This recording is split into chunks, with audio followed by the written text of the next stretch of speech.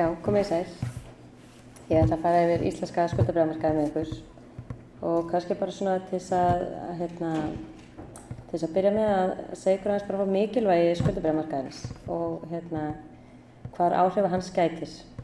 Eins og ég sagði þá skuldabréfamarkaðurinn stærsti hlutin af íslenska verðbréfamarkaðinum og mjög mikilvægt að hann sé öflugur og skilvirkur bæði fyrir útgefendur skuldabréfa, ríkissjóð, fyrirtæki og sveitarfélög og fleiri aðila til þess að hafa auðvelt aðgengi að lánsfé. Skuldabréfamarkaðurinn líka bara undirstaða verðbréfamarkað og hann hefur til að mynda bein og óbein áhrif á hlutabréfamarkaði. Til að mynda að taka verðmet á fyrirtæki, þau taka mið af því hvað krafa á skuldabréfamarkaði á þeim tíma og eins höfum við séð eins og ef að fasteignafélög þau geta farið á markað og sótt sér nýtt fjármagn, endurfjármagnað, gömul lán sem eru óhagkvæm og þá getum við séð hlutabréfaverðið bregðast við þessu. Eins hefur þetta bara áhrif á húsnæðislán. Viðskiptabankar þeir fjármagna sig á skuldabréfamarkaði og ef að kjörin þar batna eða versna þá getum við séð áhrif af því að í kjörum á húsnæðislánum, bæði núverandi og nýjum og eins eru einhverju lífeyrissjóðir sem að bjóða upp á lán, húsnæðislán sem eru beintengd einhverjum ákveðnum skuldabréfaflokkum á markaði og þannig að þá gætir áhrifa þar. Kannski til að fara bara fyrst yfir hvað skuldabréf. Það viðurkenning á peningafjárhæð hafi verið tekin að láni og lántakinn lofar að greiða skuldina á tilteknum degi tilbaka og greiða vexti. Þannig að skuldabréf eru í raun og veru bara lántaka og þegar fjárfestir, hvort sem það eru bara þeir sem einstaklingar eða lífeyrissjóður kaupir ríkisskuldabréf, að þá viðkomandi að lána íslenska ríkinu. Og eins ef við kaupum fyrirtækjaskuldabréf þá við að lána fyrirtækinu pening gegn þessu gjaldi sem eru vextir.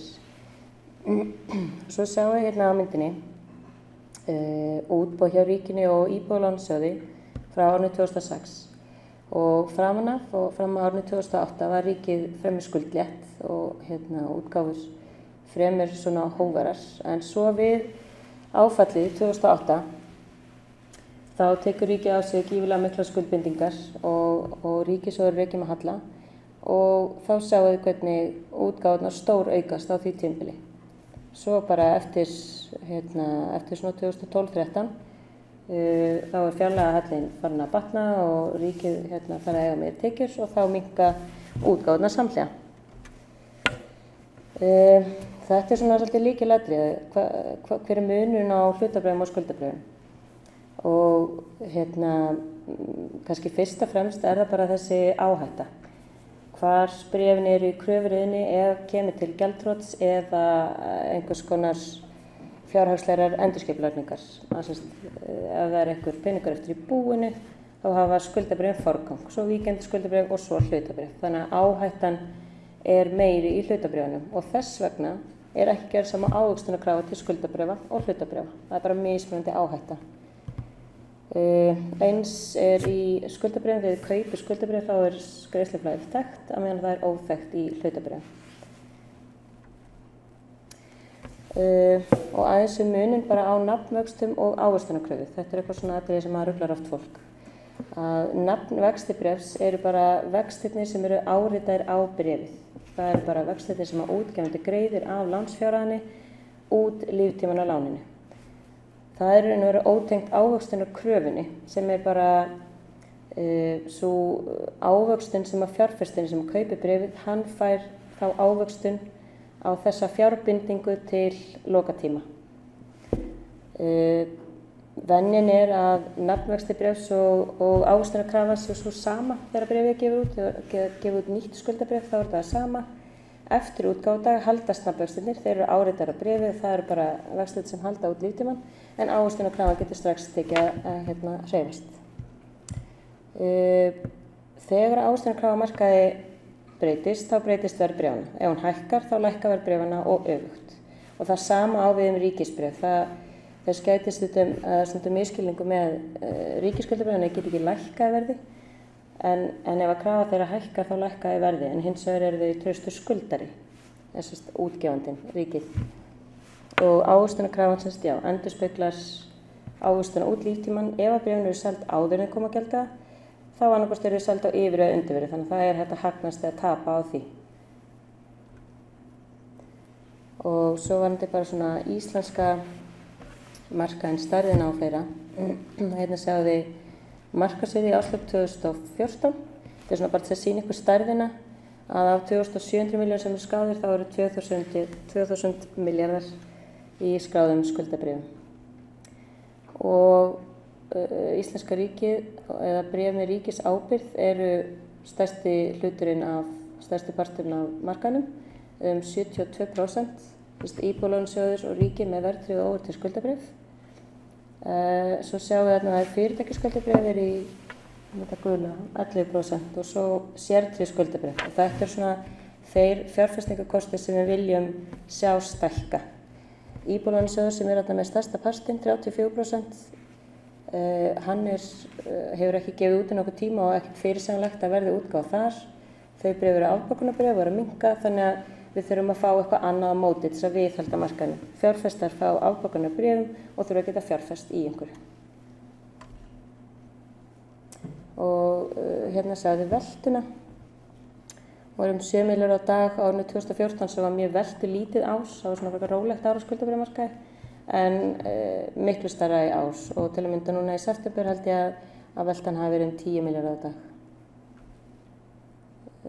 Hérna sjáum við ávöxtun síðastliðin 10 ár sem er þá jákvæð fyrir, þetta er vísitölu sem að Kauphallir gefur út, 10 ára verðtryggð og óverðtryggð skuldabréf og 5 ára.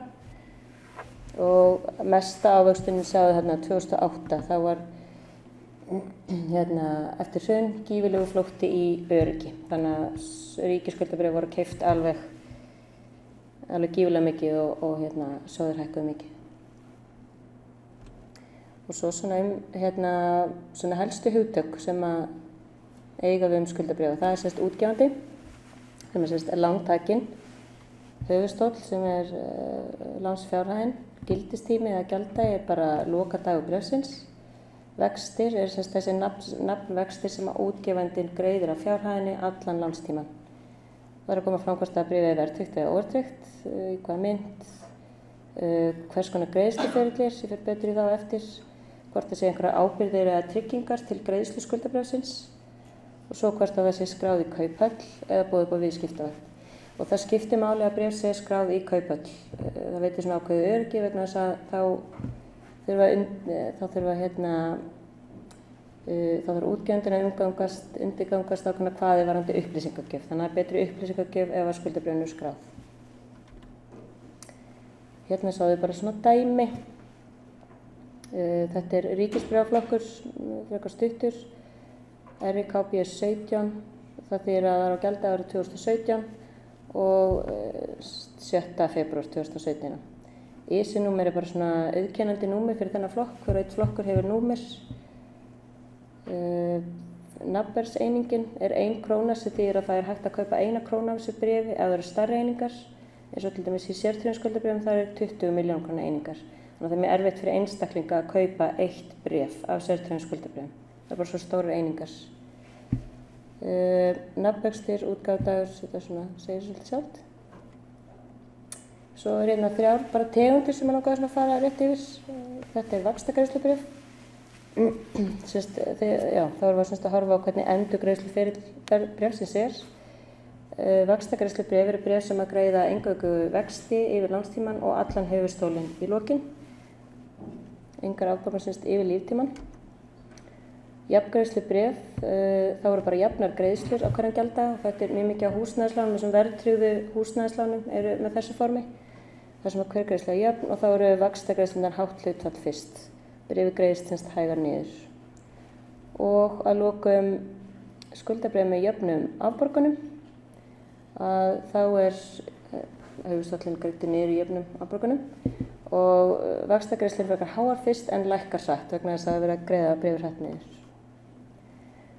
Og svo er þetta hugtak sem er svolítið svona gott að skilja og það er meðaltími. og meðaltíminn mælikvarði á verðnæmni skuldabréfa. Ef að mælir hversu mikið verðbréf sem hreyfist við breytingu á ávöxtunarkröfu. Þannig eftir því sem að bréfið með lengri meðaltíma því meira hreyfist verðið við ákveðnar breytingar á kröfu. Og þetta segir til hversu lengi peningurinn bundinn í þessari fjárfestingu eða hversu lengi þú ert að fá höfuðstólinn tilbaka. Þannig að svo sjáu þessar myndir að bréf með jafnar afborganir, það með lægri meðaltíma. Ef þau eru jafn löng að það verið að greiða af höfuðstólnum þá hefur það styttri meðaltíma af því að peningurinn bundinn styttra í fjárfestingunni. Og verðbólguálag, þetta eitthvað sem við erum mikið að spá í á hverjum degi á markaði. Það er í boði bæði verðtryggð og óverðtryggð bréf og eins og þarna ef við hefum þessa tvo kosti, verðtryggt bréf á 3% ávöxtunarkröfu eða óverðtryggt á 6%, þá ef þetta verið bréf á markaði þá var það svona að gefa til kynna að markaðurinn var að búast við 3% verðbólgu til þessa tíma, svona í einfaldri mynd. Og þá þarf maður bara sem fjárfestir að hugsa hvaða verðbólgu býst ég við til þessa tíma. Ef ég á bara vona á 1% verðbólgu, það væri bara styrking á krónunni, olían helst lág, bara engin verðbólga, þá myndi maður kjósa óverðtryggð bréf.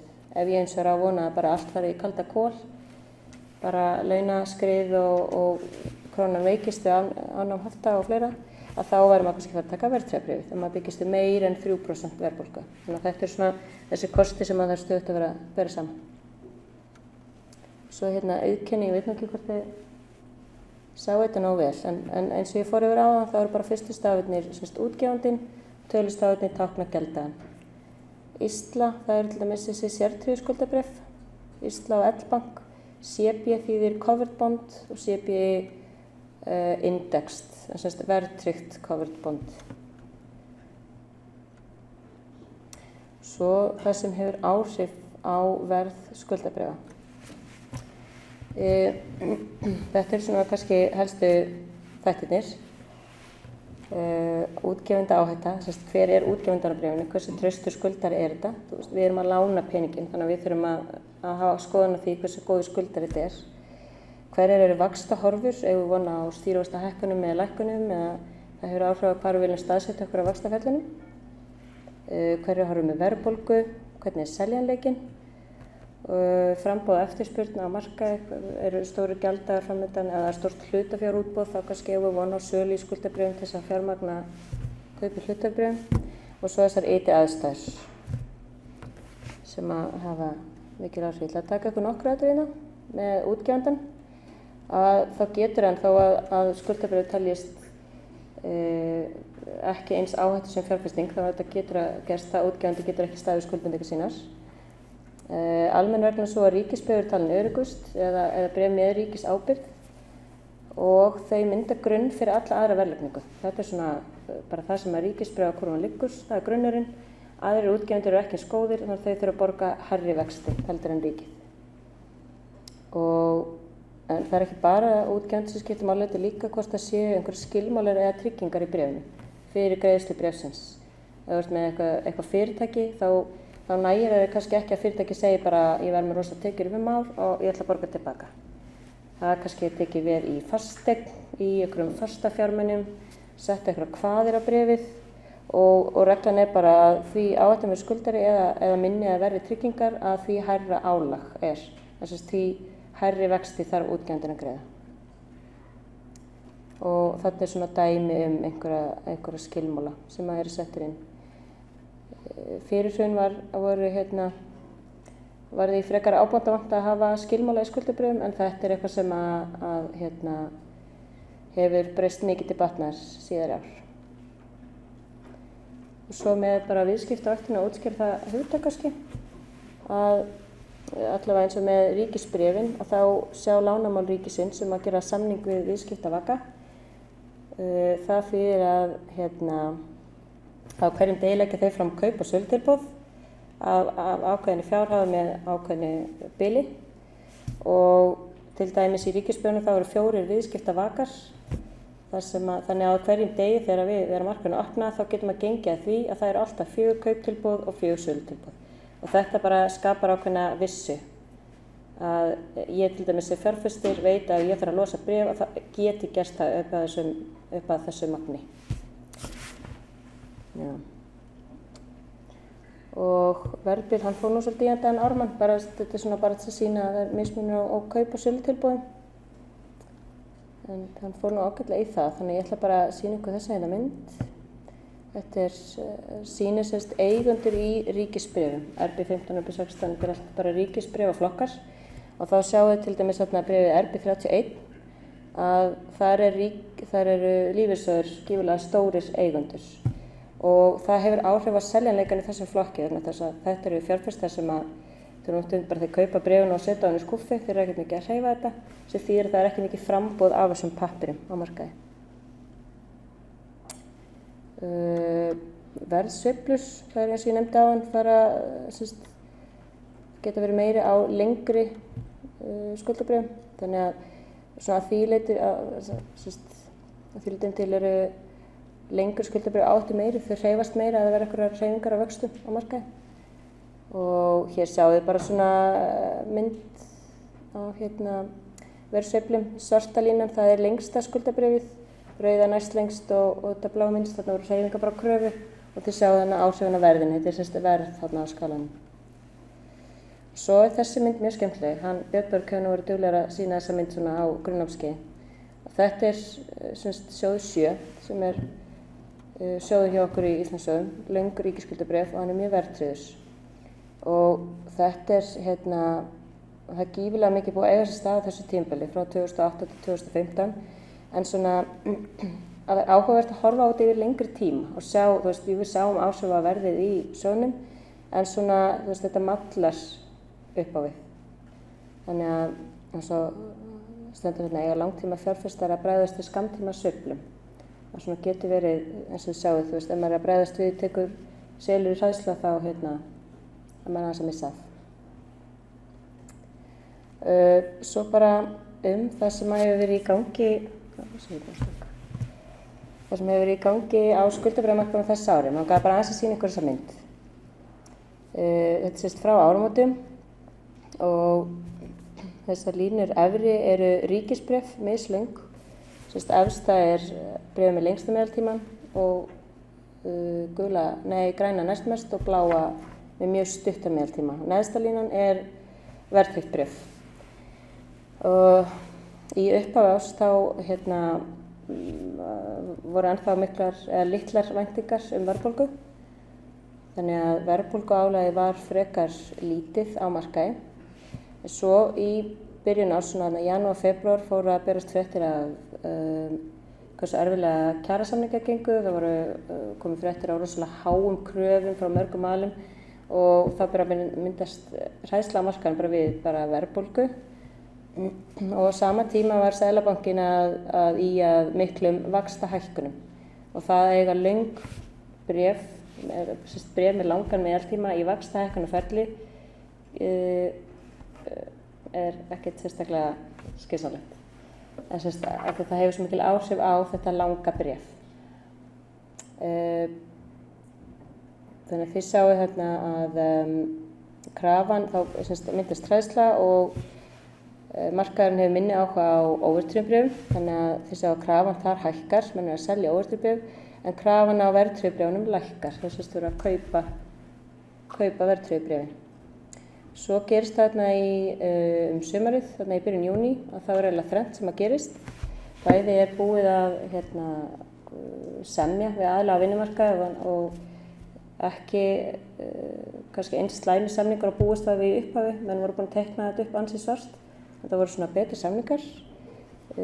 Ríkið heldur fund og tilkynnir aðgerðir varðandi afnám gjaldeyrishafta sem voru mjög jákvæðar fréttir og í kjölfarið kemur erlendur aðili inn og kaupir á skuldabréfamarkaði.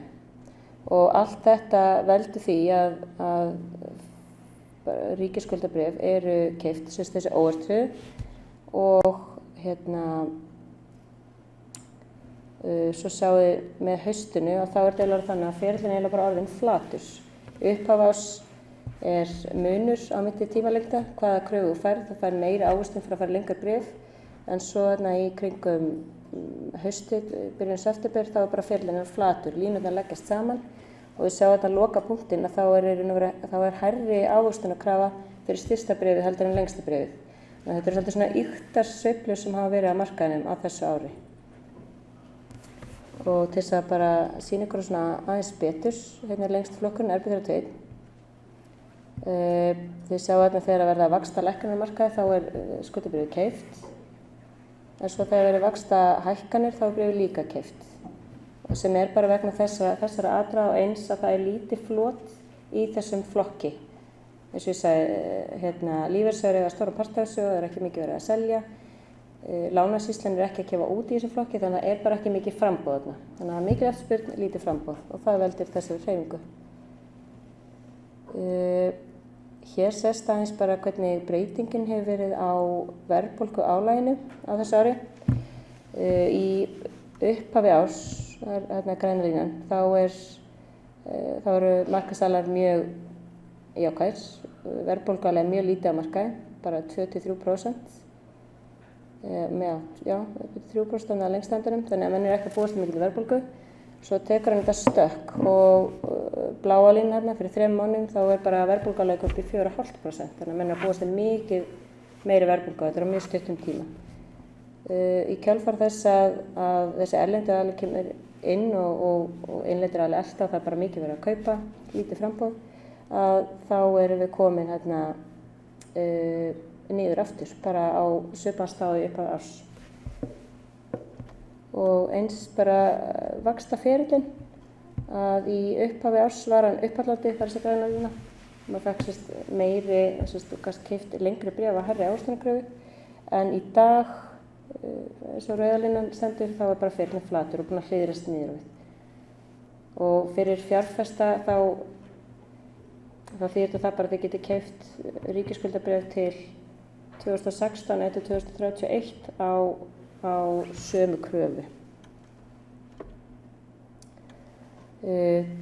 Viðskipti með skuldabréf, ef þið hafa áhuga á að skoða það, þá hægt að eins og með hlutabréfin, þá hægt að viðskipti með stöðbréf á markaði í gegnum miðlun eða eignastýringu og eins í gegnum sjóði, virkasjóði eða vísitölusjóði.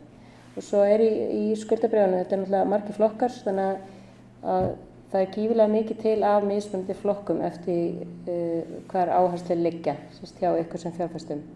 Það eru langtímasjóðir, upp undir 10 árs, getur verið mjög verðtryggðir sjóðir, 90% verðtryggðir ef þetta á bara að vera öruggur sparnaður, eiga til lengri tíma. Stuttir sjóðir, ef þetta bara fyrir sparnað til skamms tíma, ef vera að safna fyrir ykkur innan árs eða eitthvað svoleiðis.